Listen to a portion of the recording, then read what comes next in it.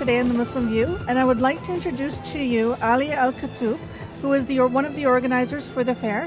Alia, welcome. Assalamu alaikum everyone. Wa alaikum assalam. Nice to meet you all. So Alia, the question is this is the second time that you've organized a fair such as this? It is, yes. And I was a volunteer with the Canadian Cancer Society, and I am part of the mosque, so we decided to collaborate and with a lot of other organizations to run this wellness fair, to just kind of to get all the agencies out there and to promote wellness through all the different organizations. So we have the Canadian Diabetes Association, InterHealth Community Center, we have dietitians here. I'm a dietetic intern, so I helped with the food and the recipe analysis, and so just kind of promoting the agencies and the services that are provided within the community. Okay, Alia, why do you feel that a fair such as this is important for the Muslim community? I think health is a very important aspect of our culture and our religion, so it's very important for us to take care of ourselves in order to take care of others and to be successful in our community. So this is a multi-health event to ensure that that we're healthy within mental health, physical health, all different types of health. So that's why I think it's important. And it's important to know that there's services out there that we can seek out. So if I'm having depression, then I need to seek help for it. I don't need to keep it quiet within myself. The services that are here, how can people in the Muslim community seek out those services? Within the organizations, you can sign up to be part of that. So, for example, I did one of my placements with the InterHealth Community Center, and so we do have a lot of Muslims that come out there, and so I was able to talk in Arabic when I gave a presentation or when I had a client that spoke Arabic. So I was able to help out with the translation as well. So within the agencies here, it's just providing the Muslim community with the access to that service and knowing about that service. So if I want to be a client at the InterHealth Community Center, then I can sign up and be a client there. And then all the other experts within their fields are here to allow people to know how to access that service. Here, Sahar Atalia, who is the chair of the Wellness Fair Planning Committee. Now, Sister Sahar, you have been involved with the planning committee for how long? So we have been preparing for this event for almost like 4 or 5 months ago. Mm-hmm. So we started by getting partners to collaborate with us in this event, and we were thankful that we got like more than 16 to 17 organizations from different healthcare services. So we got the Parkinson's Society, the Alzheimer's Society, Heart and Stroke Foundation, or the Canadian Cancer Society is who initiated this event. They're one of the main initiators for this event here. So London Muslim Mosque is the one they hosted the event, but it was the initiative was coming from the Canadian Cancer Society. Now I know that being on a few committees with regards to cancer screening, you had mentioned yourself that there are various programs with regards to that. Could you explain more fully in detail what those programs are? When it comes to screening or to cancer, so we must stress that early detection will lead to better outcome. So in Canadian Cancer Society, we have 3 main programs through Cancer Care Ontario. So we have the screening for breast, cervical, and colorectal cancer. So we have on this table, if you can find, like some brochures for the mammograms and for the cervical, the Pap test, and the FOBT test for colorectal cancer. Recently, the Cancer Care Ontario, they launched an online website which called the Cancer Care IQ. So it is a very, very interesting and very beneficial risk assessment, cancer risk assessment tool. Through this website, everyone who is above 50 that can go into this site and answer some questions, and at the end there will be like a report or the risk assessment. They will tell them if they are average risk or high risk, and they will come with tips at the end. So they will tell them if they are eligible for screening, how do they do the screening. They can tell them healthy tips. They can save this reports and then can share it with their healthcare providers, and they can try to modify their health lifestyle. And then can go backward and then go and do the risk assessment again. So it's a very, very helpful tool, and we wish that everyone will be aware of this and participate in this. So what you're saying, it's a very interactive website. Yeah, it is. Is it also user-friendly? Yeah, it is. It is very, very simple and very easy to go. So we brought it here now, so we will try to promote for this and encourage people to use it. Yeah. Okay, thank you very much. Okay, we'll be now just taking a short break. We will be back at the Wellness Fair in a few minutes.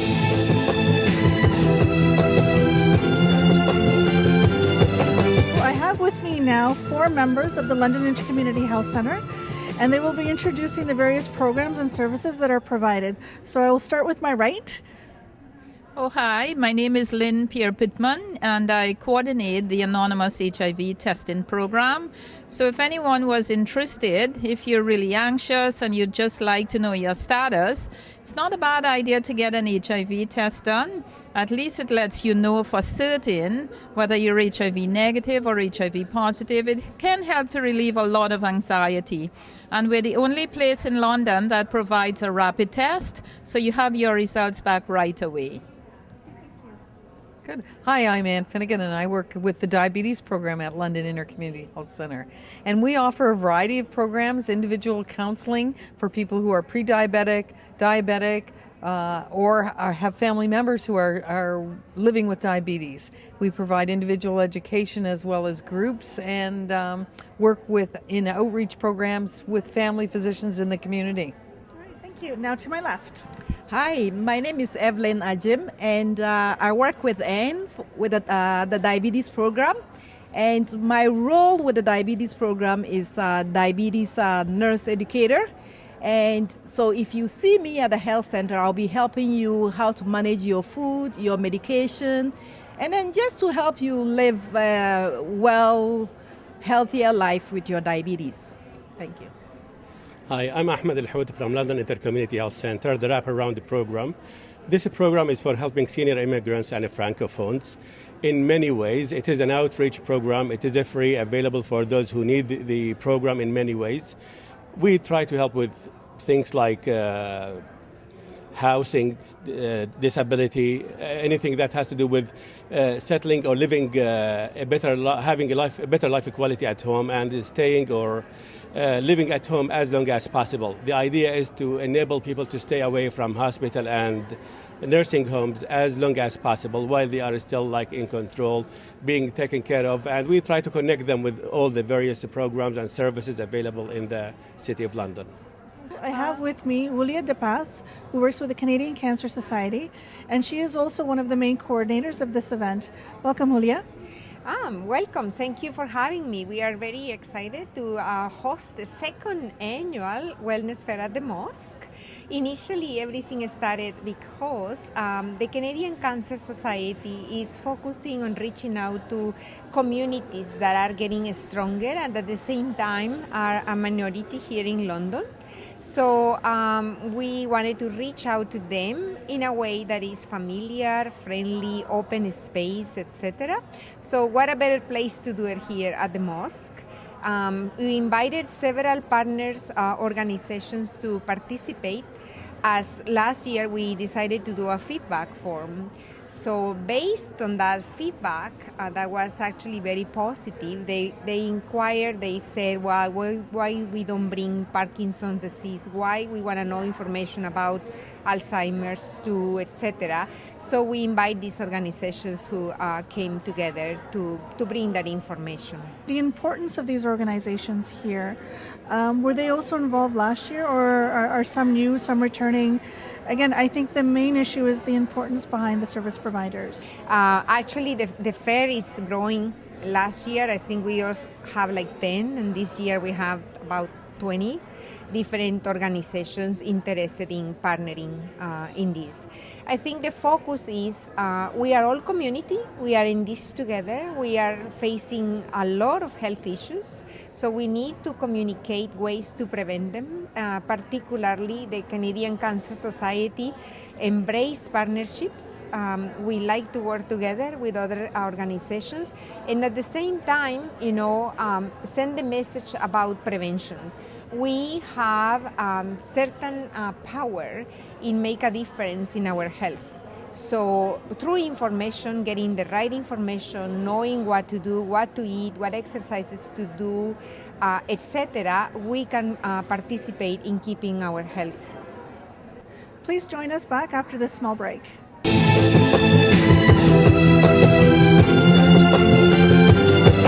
Welcome back to the Muslim View. We're here at the London Muslim Mosque. I have with me Dr. Abu Basha, who has already spoken about avoiding depression at this event. Dr. Abu Basha, you've highlighted some important issues with regards to depression. How is that being dealt with here in the Muslim community? Yes, this is, like you said, is very, very important subject. Especially we have here in Canada as a multicultural country, and we receive a lot of people, different culture, different religion, different everything. And the first thing we face in here in a new community for us is who I am. And just you start to think, if you leave yourself, you will go to the depression. If you feel that you are different, you start depression. This is what happened for me. I am PhD degree from back home, Alexandria University. I came here, equal my study, equal my degrees, and I find myself nothing. Oh my God, what I did. I left everything, family, left my friends, left my career. This is very important. I came here, I find myself, I start to put in depression. But when we be healthy, we can think good. This is the important thing in depression. We need to be strong here. We need to be healthy.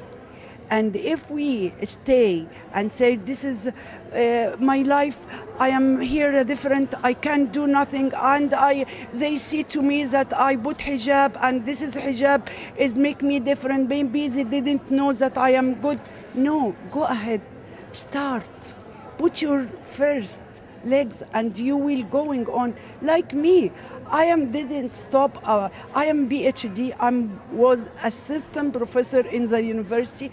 I came here, start study again, see what I want to do. I want to do something for my community. Okay, I have to do something for them. What it is, I want to be counselor. I went back to the university. I went back to the Guelph University.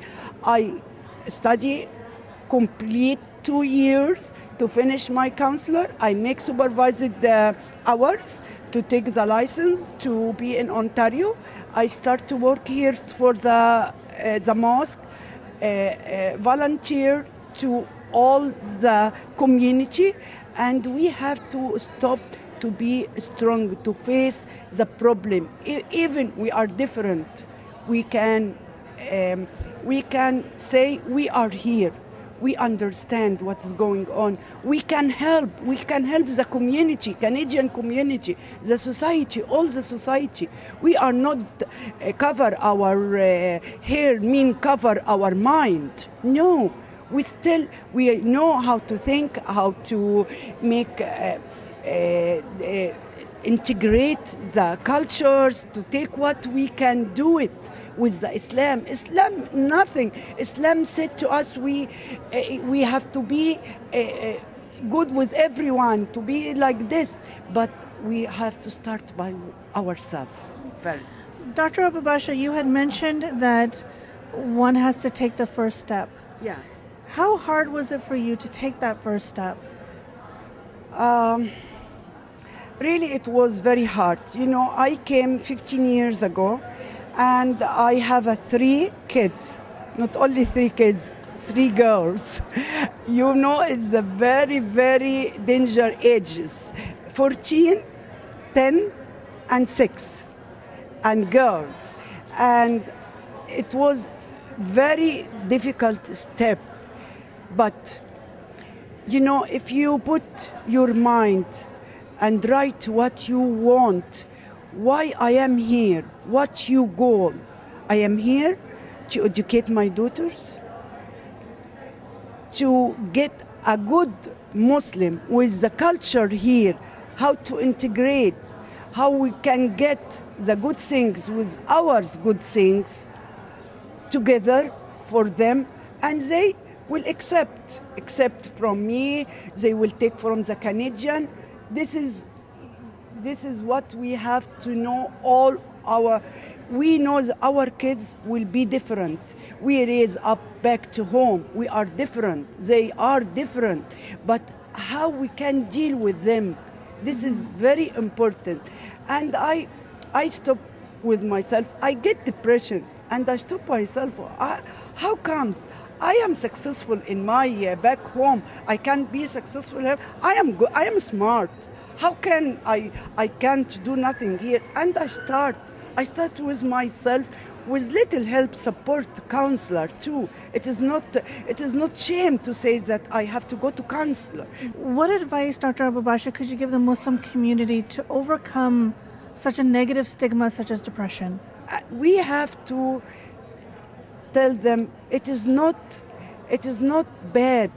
It is not anything in you to say, I am become not strong enough to go healthy, to go until the end of my way, to go, I need help.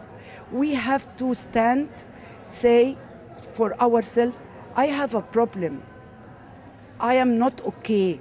I have to ask to support before I going bad to bad, and nobody can help you. Go to take medication, you go to do this and this and this, and you can't find any person to help you.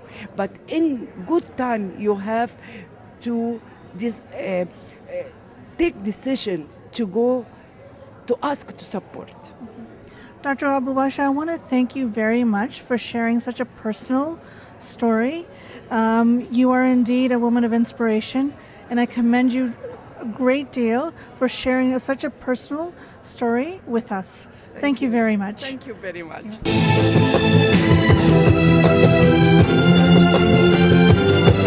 Welcome back to the Muslim View.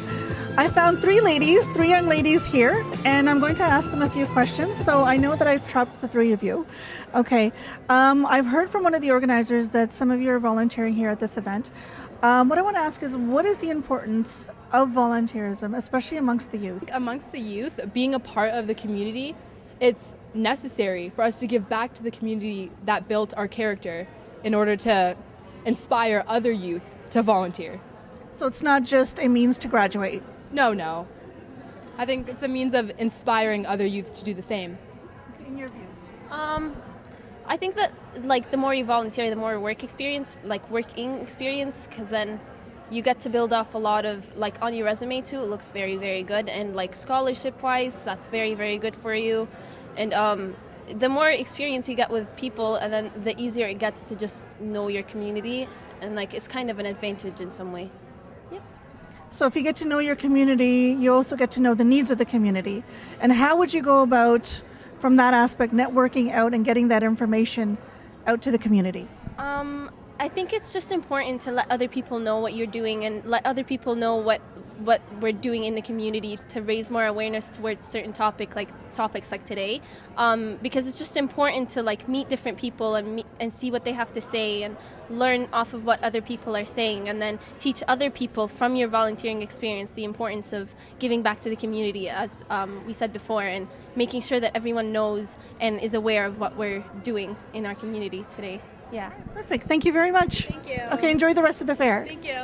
I have Maisha and Matt. And Maisha, tell me the importance of physical fitness with regards to the Muslim community. Well, what we're stressing today is kind of expressing why physical activity can really benefit in reducing stress levels. So just alone with that, it kind of gives you time to focus on yourself. Everyone's kind of got a lot of issues that go on. Everyone's got different stressors. So having that time to yourself to really kind of focus on you and your goals is a great way to reduce stress. On top of that, hormones are released in the brain to kind of cheer your mood up a little bit. So that's why we feel physical activity is really important, not only just for the Muslim community, but for everyone. And that's what we're here to talk about today. Okay. Matt, this is your first year here. How important is it for physical health amongst the youth, not only just the youth, but also seniors? Youth especially, because you have so much energy, and if you aren't using that energy, it's going to waste. And you want to broaden your spectrum as a kid, especially because you can learn so much, even at a young age. And as far as the elderly community, you don't want your health to deteriorate, because that will happen with time.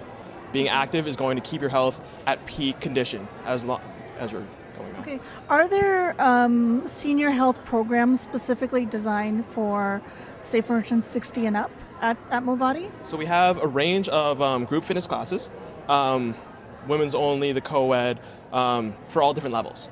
So whether you are advanced or very new to exercise to begin with, we've got it all there. Whether it's in the pool, in a classroom, doing yoga, anything like that. Okay, so there's, are there group classes and one-on-one? You can do one-on-one with trainers if you like, moving forward. But group fitness classes are a great way to get motivated, especially with friends. It's a great way to get in. Okay. And Maisha, what are the hours at Movati? So we open Monday mornings at 5 a.m. and we're 24 hours all throughout the week until Saturday, where we close at 8 p.m. And then Sundays we're 8 a.m. to 8 p.m. Okay, and you're located in where in London? So we have two locations, both on Wonderland. The north location is at Wonderland in Beaverbrook, and the south location is at Wonderland in Southdale. All right, okay, thank you very much. We've spoken to many a vendor, from the Alzheimer's Society all the way down to the Parkinson's Society of Southwestern Ontario. What this fair truly stresses is one's health and the importance of one's health, all the way down from cancer screening just to even like a small little consult. Physical activity, proper nutrition, proper health, not just physically, mentally, but spiritually. We hope to see you again next week at the Muslim View. I'm your host, Rifat Hussain. Assalamu alaikum. So the Interfaith Peace Camp is children who are of Abrahamic descent. So we've got Muslims, Christians, and Jews all working together as a camp, and counselors that also represent those faiths. So our goal here is to give kids a chance to play with one another when they're different religions and not even have that be an issue. So you have a Muslim kid playing with a Jewish kid and then a Christian kid, and they all just get along. And that's kind of the goal where we start when they're young, where we can say, you know, they haven't been influenced so much by maybe the media or politics or what maybe ancestors have said about different groups. They're just young kids having fun.